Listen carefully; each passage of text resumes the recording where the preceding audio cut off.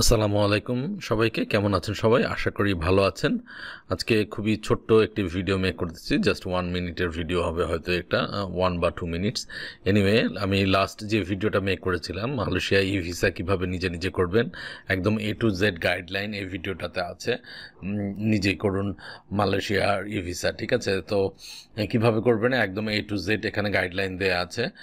Anyway, এই ভিডিওটা পাবলিশের পরে একজন ভাই একটা প্রশ্ন করেছিলেন একটা ইস্যুতে পড়ে। তো উনি যে প্রশ্নটা করেছেন, ভাই পাসপোর্ট দেখেন এখানে লিখে, উনি কমেন্টটা করেছিলেন, ভাই পাসপোর্টে সিঙ্গেল নেম হলে কিভাবে ফার্স্ট নেম এবং সারনেম লিখবো। তো ফার্স্ট নেম তো কি লিখবেন, আপনার যদি সিঙ্গেল নেম থাকে, একটাই যদি পাসপোর্টে সিঙ্গেল ওয়ার্ডের নেম হয়, তাহলে সেটা আপনি অবশ্যই আপনার ফার্স্ট নেম বা গিভেন নেমের মধ্যে দিবেন, ঠিক আছে? আর সারনেম যে অপশনটা আছে সেই অপশনটা ব্ল্যাঙ্ক রাখবেন। এখানে দেখেন যে আপনি যখন ইটা করবেন, আপনি মালয়েশিয়া এই ভিসা ফর্মটা যখন ফিল আপ করবেন, ফিল আপের সময় দেখেন এখানটায় আপনার সারনেম যেখানটায় আছে, দেখেন এখানে কিন্তু ম্যান্ডেটরি না, মানে রেড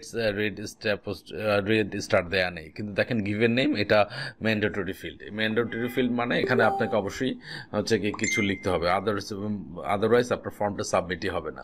সো যাদের পাসপোর্টে সিঙ্গেল নেমে আছে তারা ওই আপনার সার নেমের জায়গাটা ব্ল্যাঙ্ক রাখলেই হবে, কোনো সমস্যা হবে না।